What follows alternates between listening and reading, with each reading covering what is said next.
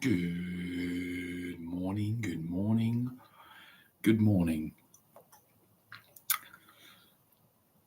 Cloudy morning this morning in Perth, overcast. I woke up quite early. I've gone over my diary, which is my Facebook account.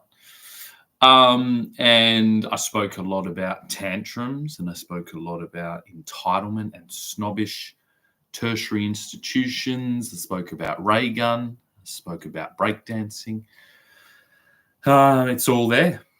It's all there a year ago, and now I'm going to add on to that and think about what I've seen. Do I still think this? I'm doing social science live, social sciences. I'm still 100% certain that this is what's happening. We have, and I'm going to get the whiteboard, I think. One day I'll have I believe I'll probably have I will have a classroom maybe or something. I'll just clear the whiteboard again. Just wipe that waypole off there.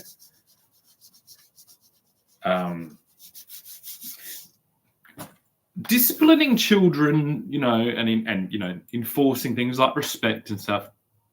It's got to be starting at a different. It can't start with men with guns, foreign men with guns.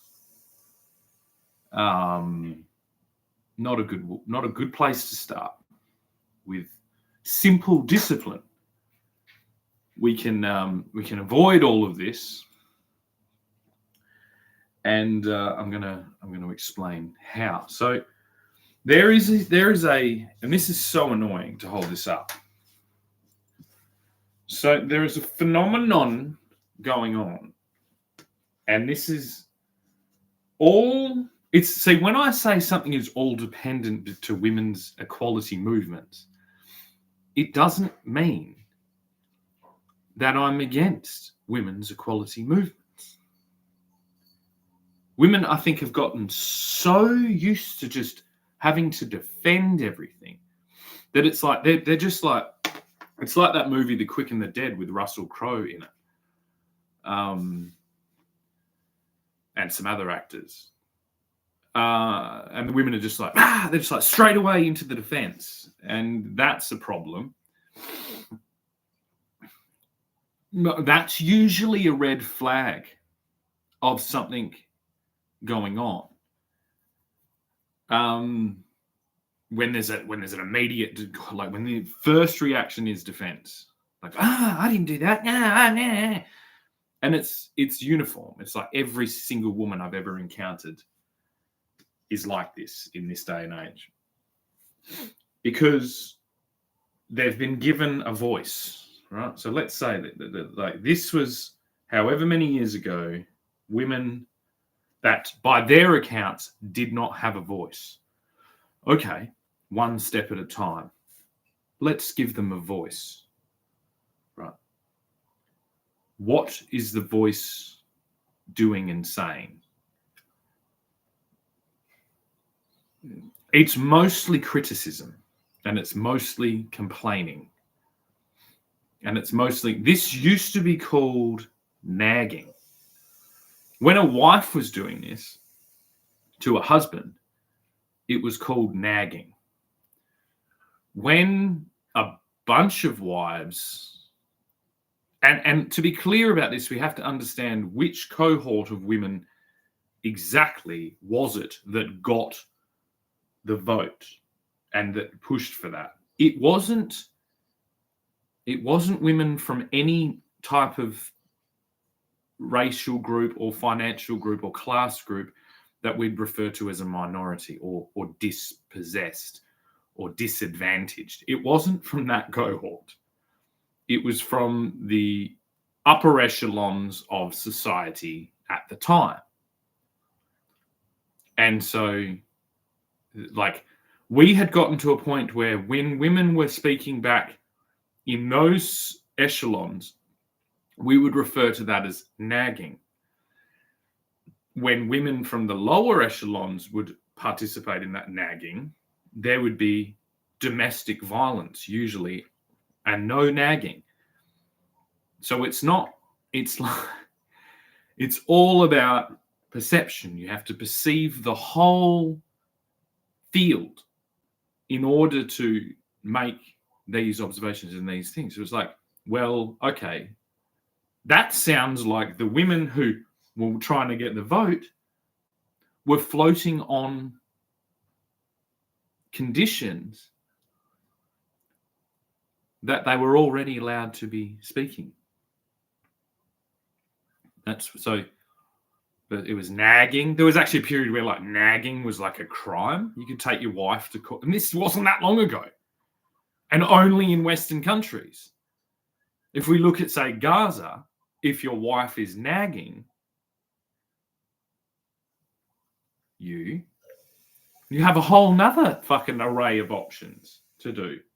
And this is actually the inverse, the opposite of this was what we briefly encountered.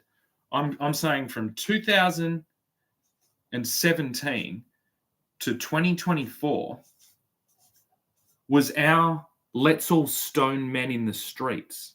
This inverse Hamas-led terrorist, extremist, Islamist inversion to attempt to conquer the world, which is what those fucking Persians are always trying to do. Always. The men, the Persian men are trying to conquer the world. They do that by silencing their women. They silence their young men and enslave them into their thing. And then they fool Western women into liberating themselves.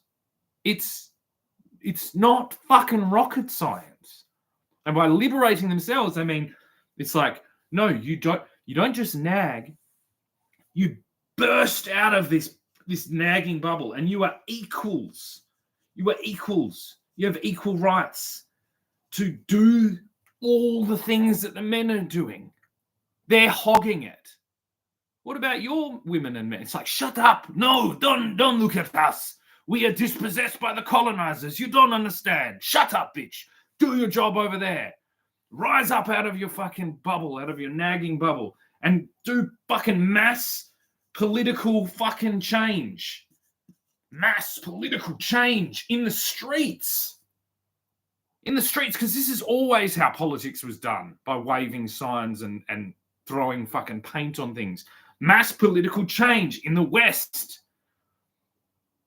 And because these women haven't encountered, they're like, darling, when you nag like this, it makes me unsettled and I'm unable to carefully, steward our finances and they're just like, I want to do this. And then the men from the fucking Persia are like, get out, bust out of the fucking patriarchy, you bitch. Fucking no, bitch, get out of the patriarchy, oh my God. And they're like, oh my God, look how he's talking to me. I can't believe it. He's so much more of a man than my man. And so you leave us with this impossible task. It's not that impossible. Basically, my thing was like, let's trade all the Western women for all the Persian women. Just a fucking Titanic, just mass exodus. Like, nah, fuck this. We want those women. Send those women there. And they're like, no, fuck. They fooled us again. Oh, shit. We can't deal with those women. That's the Persian Pearl Harbor. That's the Persian fucking Nagasaki, Hiroshima. Is like, oh shit, we don't actually want to have to deal with those women within your paradigm. We wanted the situation where we have all our women enslaved, all our children enslaved, and we just want to interfere with your women in your system so that they do mass political protest instead of like careful, cautious, like stabilizing political and parliamentary structures And it all comes from fucking tantrums. Because we have nowhere to go in the West. The women are leading us into a loss. And they do this by, like, they're constantly checking. Like, it's like, I feel bad for women, but it's all coming from women. You need to start opening history books and learning about the history of all the things in the so-called patriarchy and where they fucking came from. And stop being fooled by fucking sword-wielding fucking terrorists in the Middle East. Or exchange program. Because it's just getting insane now. There needs to be, and this is where, like, anyone who calls me misogynist, I'm saying, like, yes, I'm saying the vote, letting women vote and letting them have so much political thing has caused all this. How do we fix it? We have a female-only fucking parliament that has all the exposure. These are like lights and cameras action. That we've come to expect from the other one. And we watch these bitches duke it out in Parliament about all the issues, education, like domestic duties, financial things. And then it's like, that's going to expose the problem, is that unfortunately, women are not able to contribute positively towards a structure that was developed by men to lessen the violence that we see around us in the world. So it's kind of like, say there is this kind of, there's this spectrum of, you know, tyrannical, terrorist-led, or their words, not mine, order, say in a place like Gaza, or then we have like really distributed, complicated structures like we have only in Britain, in Great Britain, and only really in England. Because you need to understand the evolution. The parliamentary system that emerged after Magna Carta in Great Britain, it should be the most important story. Every day they walk in that building, because what's happening is the Australian politicians, like, all the structures were built, all the systems, everything like that was the same. But it's like they're like copycats. They've like taken the intellectual property. And most of them, I would say, do not actually understand like the historical importance of those structures, like the evolution of those structures. They don't hold that inside themselves enough. So they're not self-regulating, because it's not a straight line, unfortunately. And this is what I'm showing. This is why I had to defer to the UK to make all my points. Because although the UK is swirling around in a hot mess to do with their complete unimpeded history of their political process, of their parliament, but Australia is acting as if it is doing that, but it is not. And it's like an entity held within the UK's parliament system, but it doesn't have a representative, which is the most insane thing ever when you think about it. Obviously, Australia, from the Australians' perspective, and I think from people of England's perspective, is quite a large thing. So if we have lords in the House of Lords, in their peerage system, that represent the regions like Kent and fucking Oxford and whatever the regions are, but we do not have representation within that system from Australia, and this is why these things have happened. Australia is the largest region of England, and it should never have not been within this system, because it's just deviated to be its own thing under constant stress from the Americans that are like, look how good it's going for us. And we're like, fuck, no, it is not. And then you look at England, it's like, there's problems in England, but that will be because of interference. Everywhere is interfering with England. And when we should be saying, no, stop interfering with England, that is our base. That is our place. That is where all of this has been held in stable, discussion. Stop interfering with it. But they're not going to, because it's an ultimate, battle by the United States to try and topple that system that they are in conflict with still. They are perpetually in conflict with who they mutineered away from. They lit the fires of their Revolutionary War on propaganda, anti-English propaganda. It's this no taxation without representation. This is the point I'm making. But I'm saying I don't want to participate in a revolutionary war. I actually just want representation within the Houses of Parliament in England, because that's the only thing that makes sense.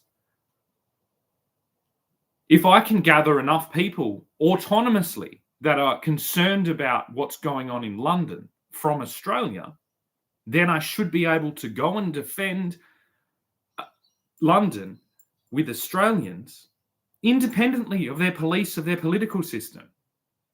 This is literally how it works. But we do not have representation from Australia in England, in their system. And I think it was attempted here before in Western Australia, and it was rejected. It was rejected by Parliament because they don't want this, because Parliament, by its very nature, is in a perpetual conflict with the monarchy, with that system. And so, of course, they're not going to let a self-sustaining colony represent that colony in the best interests of the monarchy, because it's all over Red Rover then. It's done. The deal is done. But I'm getting to the end of my tether. I'm like, well, it's going to have to happen. Not by request, by absolute fucking force, because the game is over. By Magna Carta's example, it's it's a West Australian government with some type of strange connection to the monarchy is somehow stolen my children, given them to former enemies of the crown in the with a digital American. We're at a very pivotal point in this system. And we need to have representation. It's not no taxation without representation. Let's go independent. No, I know that's what the Americans want. That's probably what Trump wants. That's probably what the fucking intelligence things want. What the army, everyone in America wants that.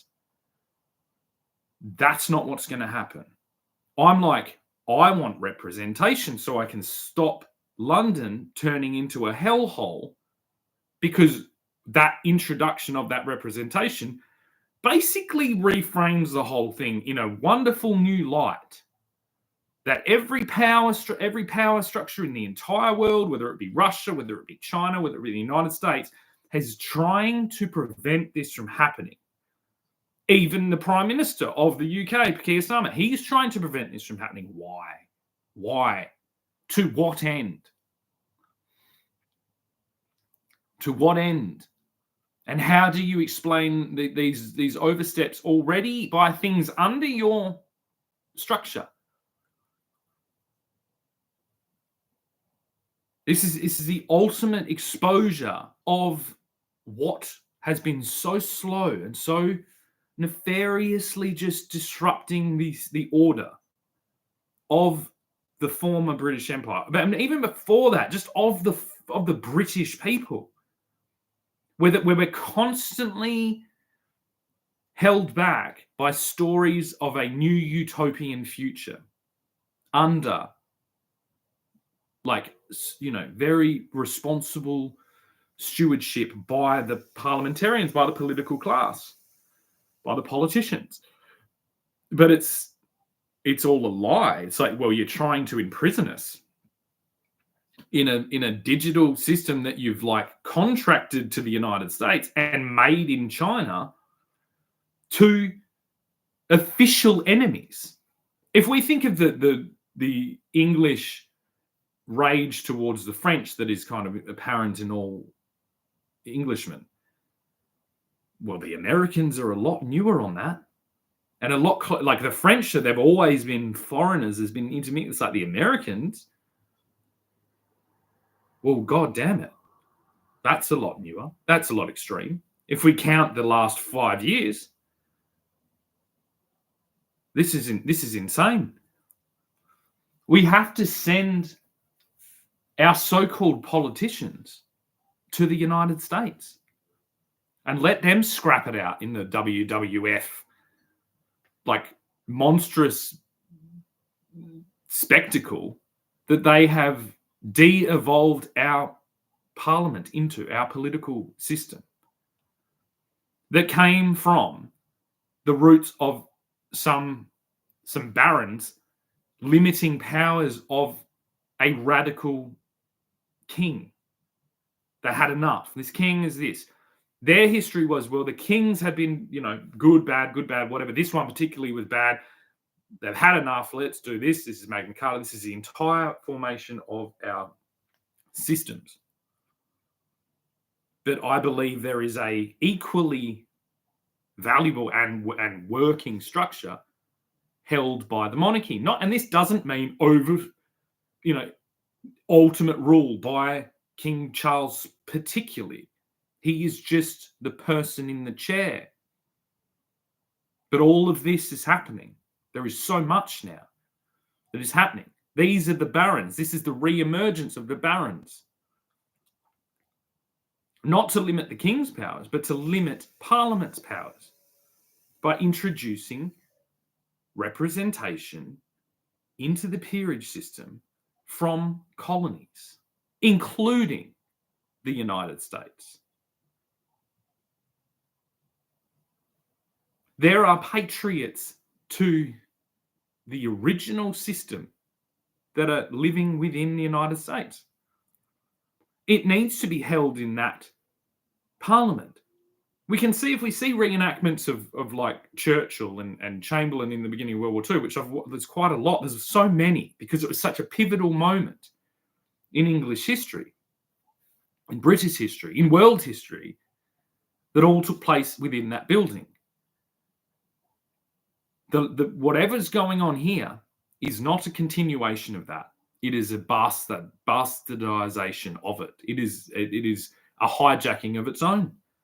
It's stolen the intellectual property of the United Kingdom from the United Kingdom, just like the Americans did. But it's not the same. There is no... Our Prime Minister, Anthony Albanese, anyone around him, anyone in this Labour coup is not the figures that revolutionised or that sparked revolution in the United States. But we're at the moment, and so it's not going to happen. So we're being set against, all of us. I respect the foundations laid by those revolutionaries in the United States. The United States patriotic journey is to get back to there. But we can parallel at the same time, we can have representatives from the United States within the peerage system, within the House of Lords in Westminster in the United Kingdom, so that we can balance out 400, 500, however many years it is, of this destabilization, which has always been by enemies, by disruptive forces. At that time of the revolution, it's like we had France, we had Scottish elements, we had religious conflicts going on that were all being fueled by those revolutionaries to spark revolution.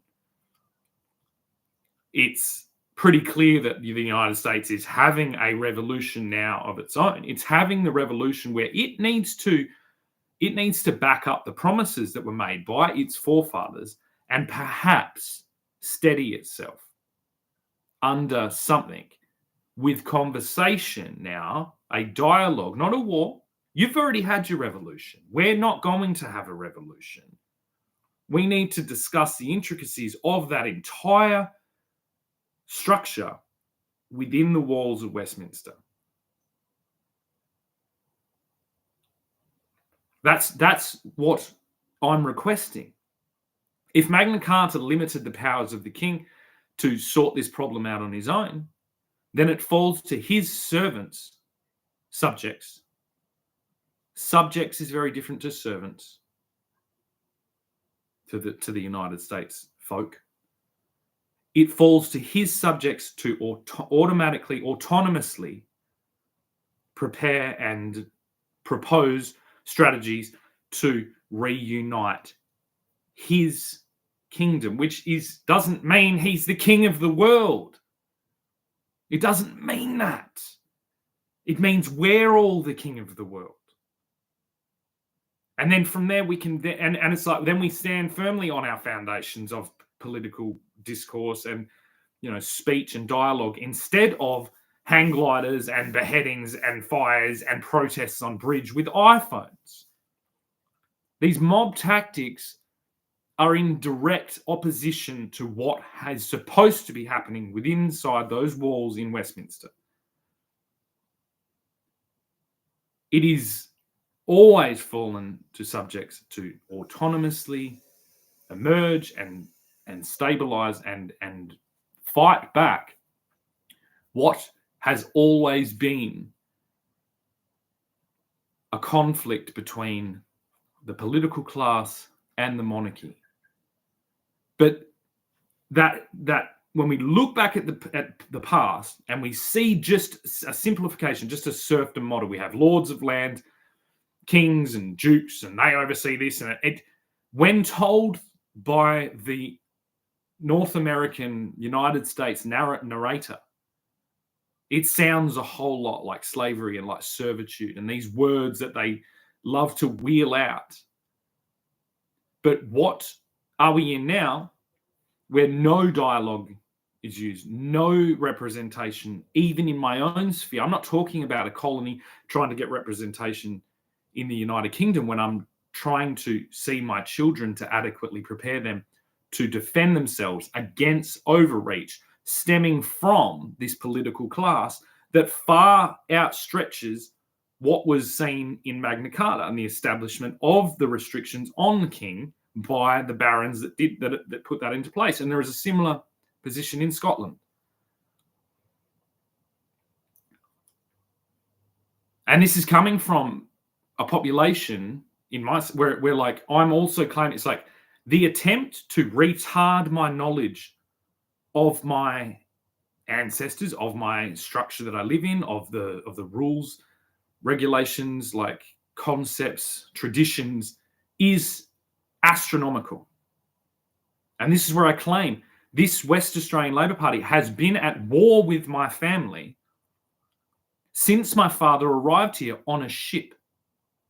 independently on a ship. His first position held in West Australian Territory was on Christmas Island.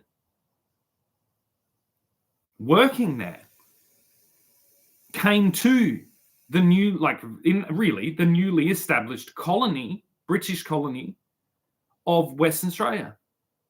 Established himself, was at the very, very beginning of having anything in this. And a family that had already been here for far longer, so I will say this, they had been here far longer, ambushed him and stole his property. With the only way that that was possible, it wasn't a united front, it wasn't a support network coming from the family. It was a complete hijacking of my future. Held in nothing, destroyed in the moment that it was done. Genocide. Enacted by Irish and Scottish immigrants, migrants, pioneers in a West Australian colony. We've got so many layers stacked on top of this that if this injustice is not recognised now, then we have absolute chaos globally. I'm not seeking criminal retribution charges. I'm seeking an accurate telling of all the situations within the framework of historical precedent so that it is established the tools that were used were this and this and this, so it was all hidden. But it's when you strip all that back and you get to the fundamentals and you get to this manifestation here of what I'm now claiming, then we can see that Western Australia has really been in conflict with itself for over 40 years. If the naturally born citizens of Western Australia, my mother being one of them, already 4 generations in, was allowed to enact this under this Americanized women's liberation, because it's there was the suffragettes and then there is kind of the Daisy Duke, Pretty Woman version of the suffragettes that comes from the United States. Just in the not Bonnie and Clyde, the Thelma and Louise version of the suffragettes that comes from the United States. And if we establish that my mother's previous employer, really the only significant previous employer that she had prior to marrying my father was NASA, was the American Space Organization, then we have some serious fucking problems going on. If the American space representation now is Katy Perry on an Amazon fucking tour to the edge of space, we can see how far that propaganda model has fallen. It has become a bumper sticker. But at the time, 40 years ago, when this all happened, that wasn't a bumper sticker. And so we need to get really fucking clear with what is happening in all these geographical regions. And the United States needs to really start recognizing that it's really bad luck that I emerged here. I know it puts a whole bunch of fucking speed bumps in anything that you thought you were just strolling into off the west coast of Australia. But that is the way it's going to work. There is no shortcuts to doing these things, and you are fully 360 degrees exposed for the levels historically that you have gone to in order to continue your war against Great Britain, against the United Kingdom, against the British Empire, against the British people, against the British descendants. This includes English, Scottish, Welsh, Irish, everyone. Australians, New Zealanders. And until that acknowledgement is made and a full retreat is seen, then we have no position to negotiate anything on.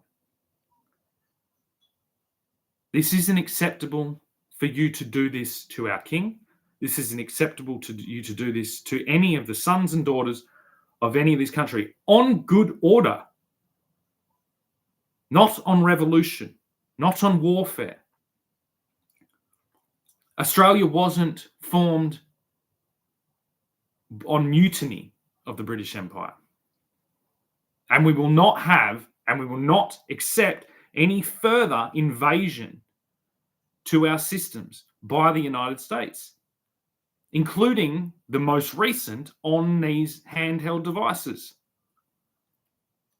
That's the WMDs.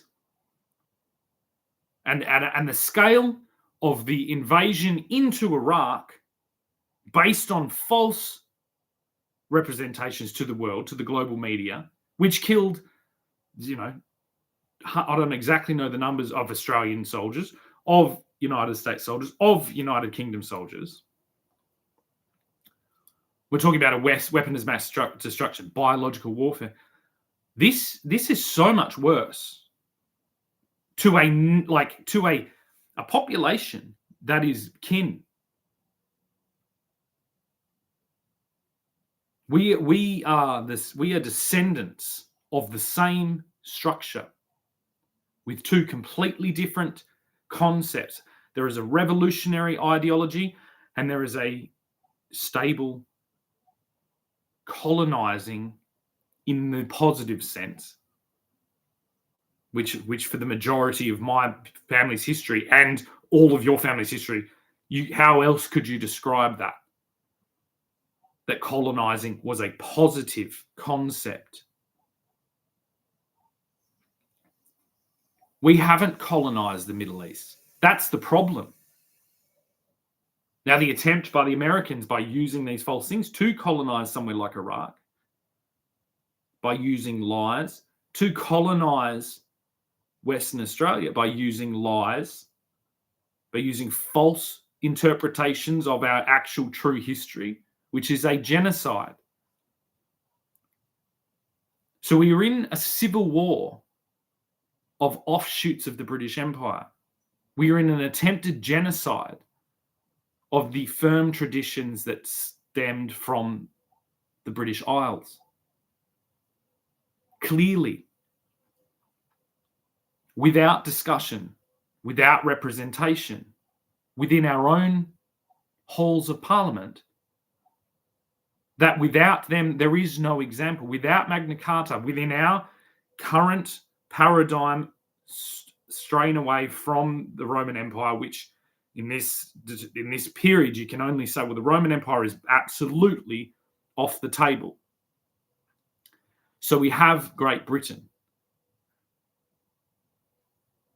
We have a true telling of the actual war, of the defensive war against the Roman Empire's constant attempts to recapture, not colonize, capture an autonomous colony stemming from Great Britain. And then we have a reckless, revolutionary, terrorist-like entity of the United States in constant republic utopian tennis match to attempt this genocide. So we have criticisms of Hamas's techniques and tactics towards this specific land base held now in all of our attention in the Middle East between Gaza and Israel. Well, we have that exact same thing going on, except we don't just have one Hamas in the United States. We have two Hamas, a patriotic, Americanized vision of the destruction of the British Empire and the elevation of the United States Empire. And it failed miserably. And we are coming at you from all possible angles. And so the only way we will discuss the intricacies of this relationship is with representation, something that was claimed, well, you didn't give us enough time, to be damn honest with you. No taxation without representation. Well, now you've had no taxation. You've formed your own colony. And now from within that colony, within the ruins of your hungerous rage towards the greater world, we are seeking representation of a British element that can speak its truth within our Houses of Parliament, that can tell their version of this. If we have a region, and I'm not familiar enough with the intricacies of the geographical region of the regional areas of the United States, we have a particularly British patriotic region that will represent its true telling finally within the Houses of Parliament with accurate 100% representation in combination with now this new element, hopefully, coming from Australia, so we can sort out this whole mess the way that British people do, by polite conversation, by polite discourse within our Houses of Parliament, within the regions that fall under our aspirations of our geographical empire.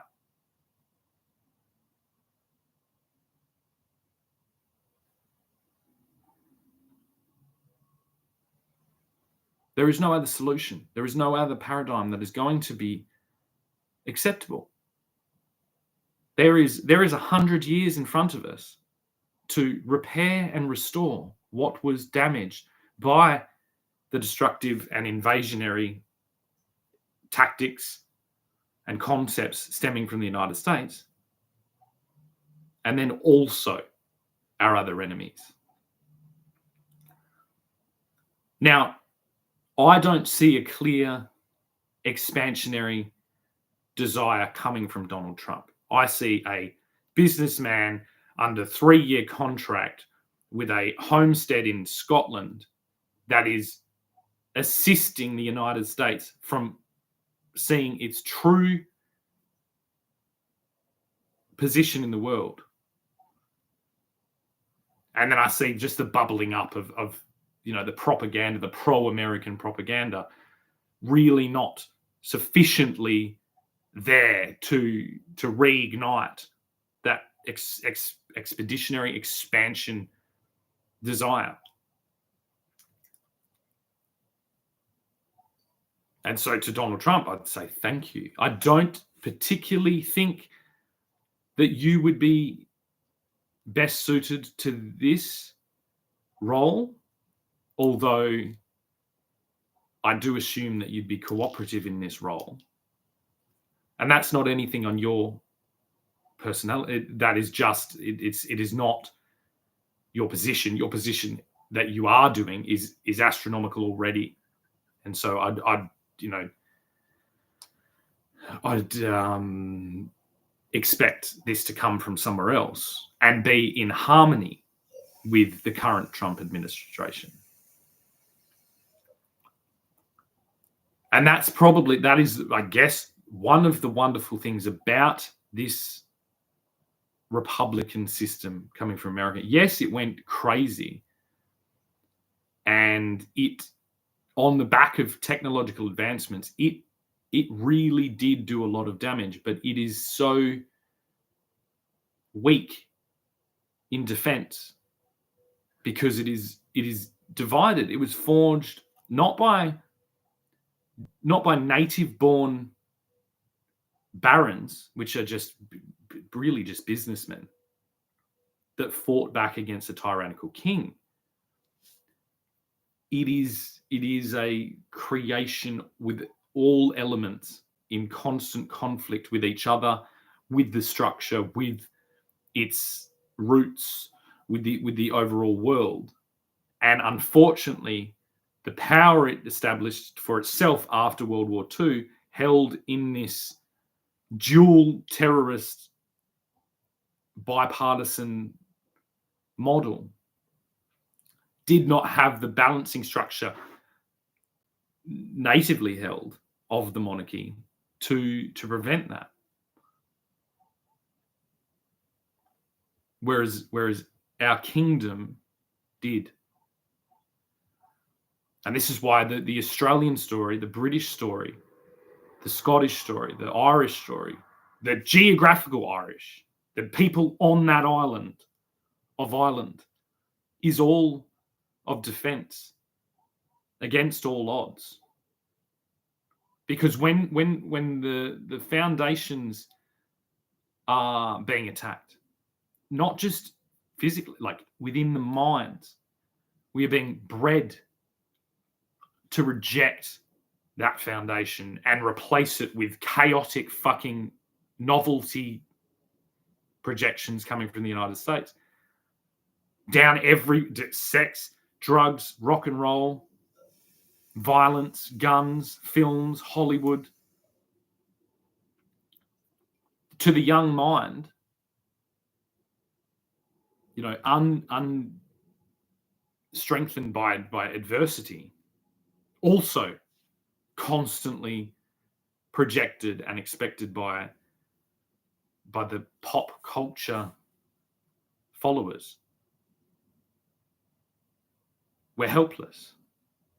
All but our base structure of the monarchy, which lives in the heart of men that have come from that place. An exposure of the true monarchy, not an old king sitting on a chair with a funny hat, but millions of patient, strong-willed, like unstoppable, unmovable men tied to their ancestors' legacies on all lands stemming from that great empire, not once great empire, that great empire that has been under attack, really psychologically, since those bombs were dropped 80 years ago. The largest terrorist bombing known to man is Japan.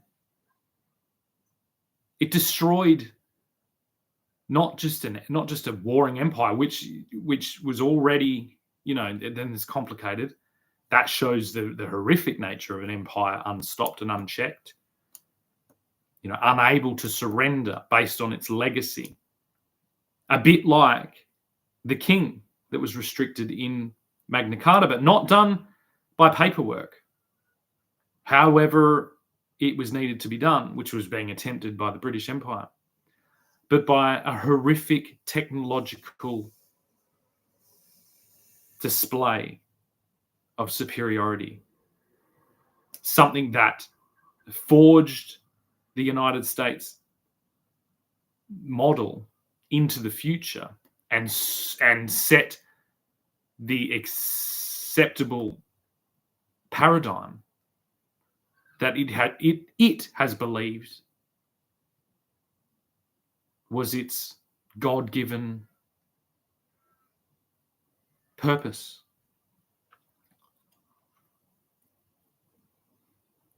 And so the United States now is Japan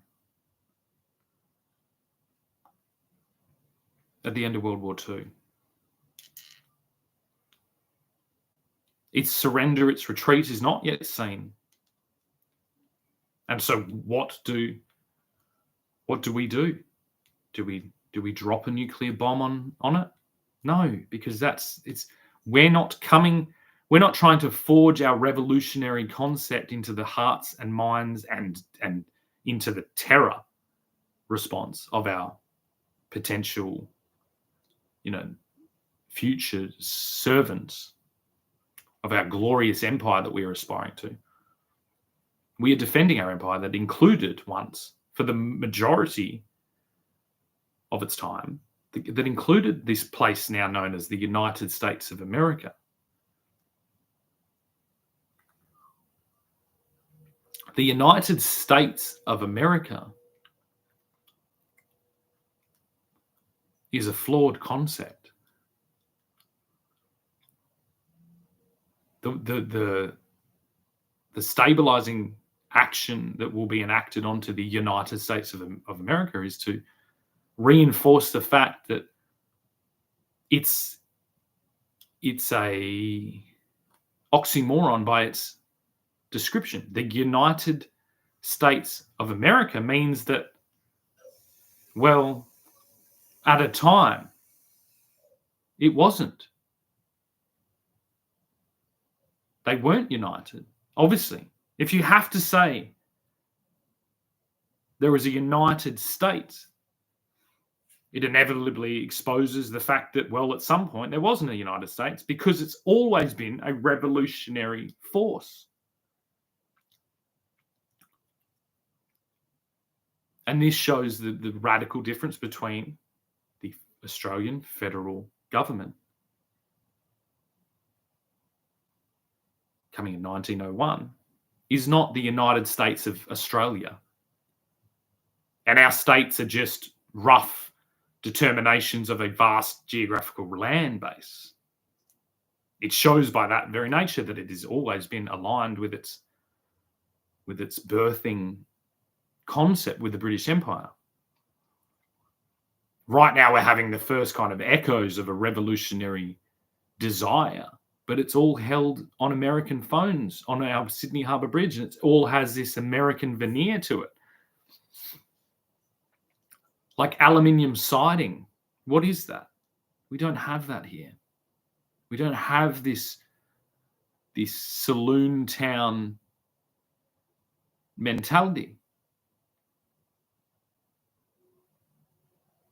We did everything in our power to build structures that have a good chance of defending against those concepts. We have the revolutionary force, and we hold it within the entity known as the Australian Labor Party. And now we watch as it's unable to even respond to something like this. And so then I just defer straight to our Governor General. So there's no point participating in a system held under a Governor General that won't even participate in conversation by someone such as myself. There is no point. So all the disruptive tactics to infiltrate our political, it's like, well, we throw that all in the bin in one go. If you wish to enter our political system in order to, revolutionize, you're in the wrong place.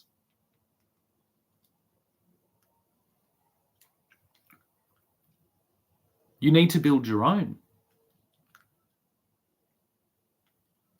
And so my example of saying, well, I'm going to build a consulate in Gingin for the Scottish Empire, I'd be at the beginning of something that was a revolutionary force, but then I look down and say, well, I shake hands with King Charles and say, I think we've done it. Because I don't need to do that. My family has an unbroken history with the British Empire. Why would I need to forge my own? You are sitting in the houses that my family built with revolutionary concepts in your eyes, with alliances to our enemies. Obviously not full frontal for all the world to see. Oh, this elbow is being snubbed by Donald Trump. That's the world showing what they think of our Labor Party, of our Prime Minister. And why don't we have a Make Australia Great concept or anything like that? Because Australia is great. It doesn't need to be made great again. It is great. And then you get to the core principle of Make America Great Again. And you find out the truth to it. Make America Great Britain again. Yeah, we lost our way. We had no lifeline attached to us, if I'm speaking in the voice of the American people. And we drifted into hell. And it's the story of unchecked revolutionaries. drunk and high on their own mythology. Again, shown. The mythology isn't birthed from revolution and never will be. The mythology is birthed from defense. There aren't really British revolutionaries that revolutionized away from the Roman Empire. They're all long forgotten in history. They're mostly, Druidic people and tribal people, and it just doesn't do it. So the exposure of the United States as a de-evolution back to tribalism on a foreign land in which it decimated the native tribal population, and is still there. It's tribal, but it's going to be the roots back to, which needs to have a massive tribal element. A lot of what I've done has a tribal element. I was adopted by the Australian bush and somewhat adopted by the spirit of the Aboriginal people here. I walked that line. I had that conversation between those elements in order to do this. Because strip away everything from me, I'm still a colonizer here. But rather than fall prey to the negative propaganda coming from the United States, I'm proud of that fact. I will stand up and speak in that and say that I am a colonizer of this place. I'm attempting to defend our colony and its concepts and its ideals and its values, held in perpetuity through my bloodline and through my family's work, tireless work, in defending that in alignment with the monarchy. It's wordy, it's complicated, it's boring, it's constantly stressful. It's actually the bureaucratic, red tape monster that our current state governments and federal government is attempting to present, but they're failing in it. Even the representatives stemming from the United Kingdom are failing in an accurate telling of what all of this mess actually is doing. And that's because they're constantly, their mythology is revolutionary. And it's being allowed because it has superior powers, the same as the king did.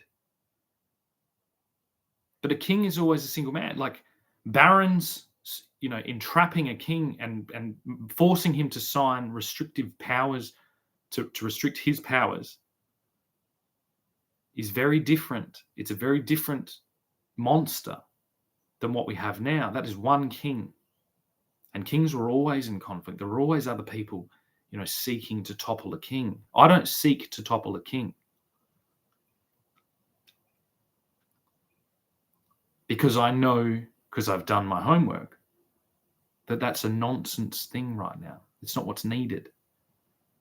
It's not the story. I attempt to put forward other, models in order to embolden and strengthen the United Kingdom, because the United Kingdom could easily be the United Kingdoms. Quite easily. And perhaps it is. But then we need to sort out how we are going to place limitations on this political class and send a clear enough message to the importance of those structures and how they've been bastardized. And I think it comes down to a simple question. It's like place to Keir Starmer, the Prime Minister of the United Kingdom. It's like, what are you doing? What is your vision told through the story of Magna Carta?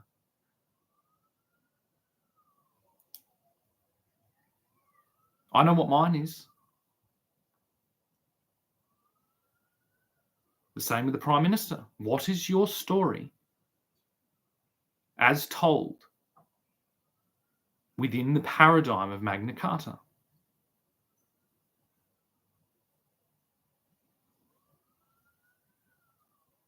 And then I'm guessing it's around about this point we'll realise that there is a reality TV show being broadcast around the world that is telling a story, but it's like a spin-off. It's like a strange franchise, knockoff of a knockoff of a knockoff of a knockoff, a copy of a copy of a copy of a copy. Its inhabitants and its projectors, its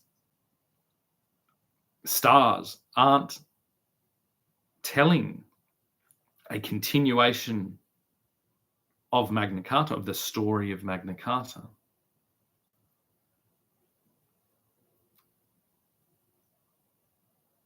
They're being exposed as king by committee.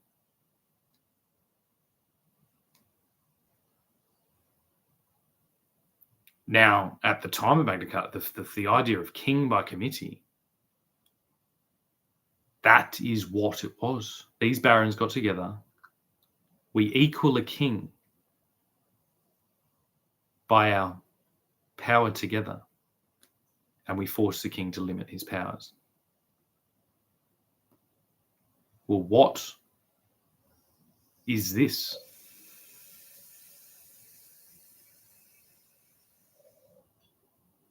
You don't equal a king to limit my powers. And I'm not a king.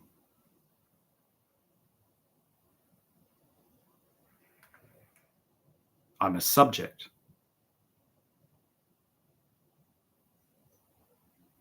And my claim is that there has been an attempted genocide onto my bloodline by a committee, a grouping, a communal desire to destroy it and to destroy the memory of the British Empire, which was actually great.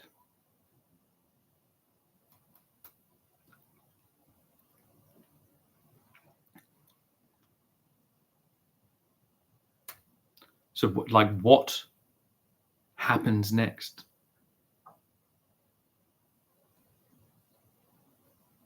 The tools, me using a computer and speaking, in my own time, and this is not much different than the tools that are being used against me.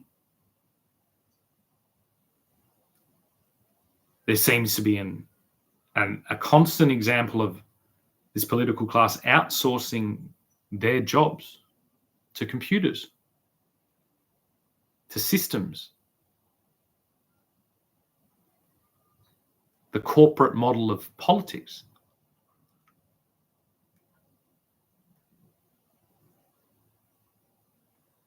But that dissolves the whole thing.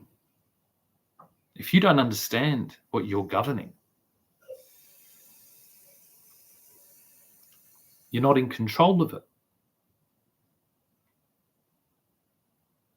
So you're being exposed as out of control, tyrannical revolutionaries. And you're being exposed in our houses of parliament.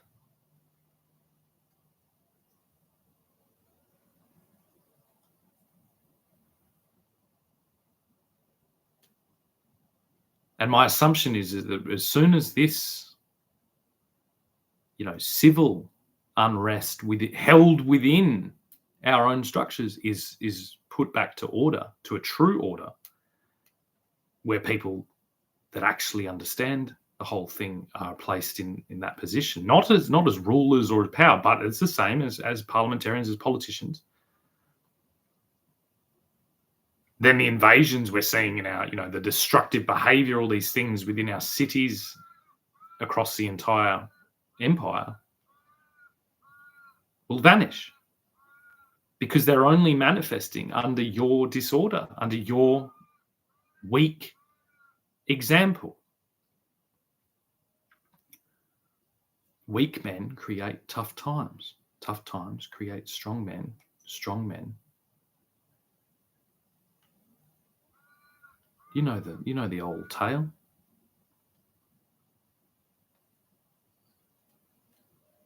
We don't need facial recognition. We don't need this overreach by police. We need to stabilize 500 years of the British Empire. And there's only one place that can take place without devastating results. And so the attempt by the United States, the attempt by Donald Trump, although, well done. And thank you for your cooperation. But this true stabilization can only take place in one building, in one structure. And that's in the Houses of Parliament in Great Britain. It's our mess, so to say. And we know how to clean it up once we're allowed to. Once the imposters remove themselves, all of this can be sorted out. Once the populations of these regions, once the citizens of these regions see that the game is up,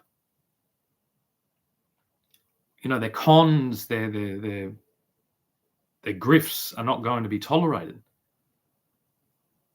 The activation of their DNA, that ancestors have probably met this force, before and understood what it is. Oh shit. It's the return of the king. In this, like if we do the story of Robin Hood, when King Richard returns. And then you find out that this is the story we've been in the middle of the whole time. Why do we tell the story of Robin Hood? Because we've been waiting for King Richard to return for a fucking long time.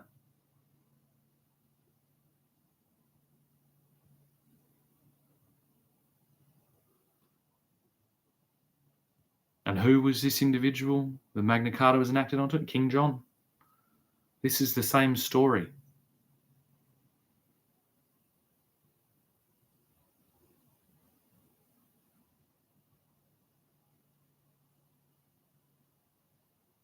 Now, if I look across the ocean and I imagine William, the son of Charles, who Charles is, almost completely helpless in this, the son of King Charles, the grandson of Queen Elizabeth, the spectacle around his mother's death, this whole thing held in this divorce paradigm, the largest weight in the world is on his shoulders. And yeah, he might have been living in England and doing his thing, but he's been in this conflict, in this war, shoulder to shoulder with me. And I wasn't born and prepared to be a king. So who is King Richard? Well, his actual name is William.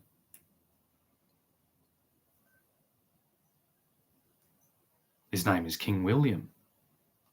He's returning from the Crusades very shortly.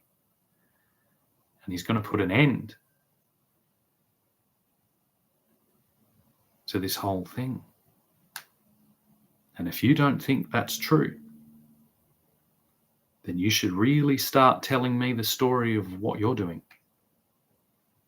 In the same fidelity, with the same passion, with the same duty and dedication that I've been doing. And if you have that, then you will be invited into the Houses of Parliament to tell it. And if you don't, you should pack your things in a box,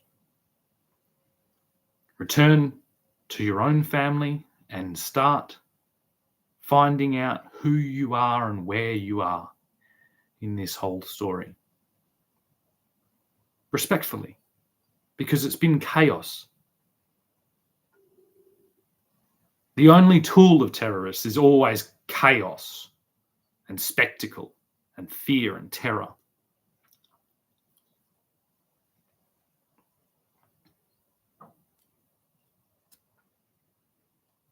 And I'm sorry, but talking daily to my phone or to my laptop just doesn't. You're not going to sell it to the world that I'm a terrorist. So what am I? I'm a brother in arms to our future king, King William, who's returning from the Crusades to unite the British Empire on all its territories that have been under this attack by this revolutionary concept. And the discussion is very different than it was all those years ago with George Washington. The discussion between Donald Trump and our future King William doesn't look the same. And Trump knows this. That's why Trump isn't that person. He's not making that. He's not having that conversation. He can't. He's the commander-in-chief of the largest, most destructive, reckless, expansionary,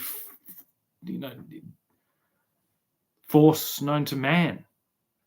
And he's wielding it with care, and he's disempowering it with care, but not losing sight of its revolutionary force. He has concepts, and they are all about to be destroyed.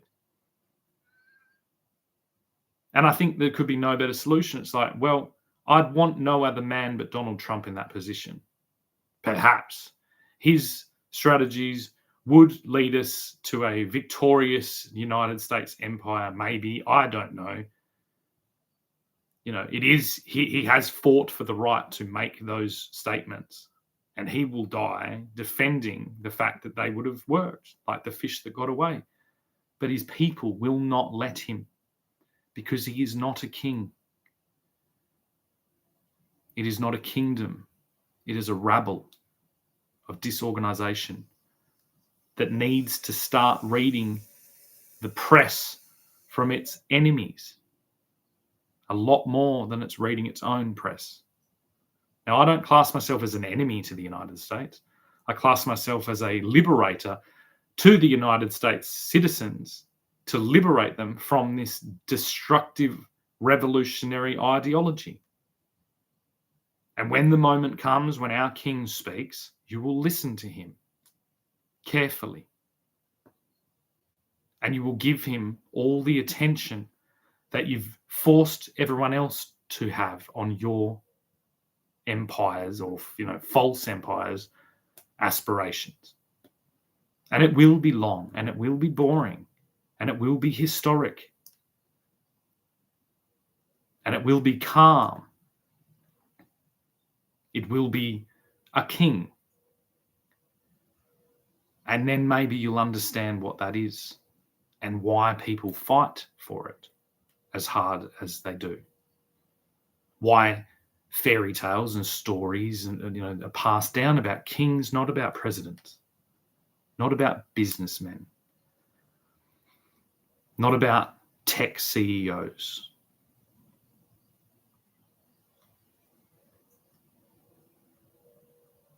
But about kings